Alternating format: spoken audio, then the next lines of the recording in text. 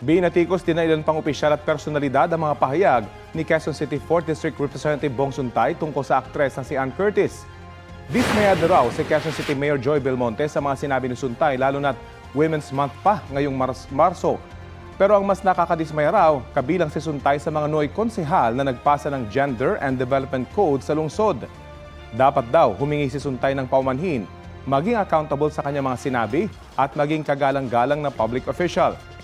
Sabi naman ng kapatid ni Ann Curtis na si Jasmine Curtis Smith, hindi lang ito tungkol sa kanyang ate, kundi tungkol sa lahat ng mga babaeng pinamaliit ng mga lalaking nasa kapangyarihan. Kapag ang isang congressman gaya ni Suntay raw ang nagsalita tungkol sa imahinasyon niya tungkol sa isang babae, pinalalakas daw nito ang nakaugaliang maling pagtingin at pagtrato sa mga babae.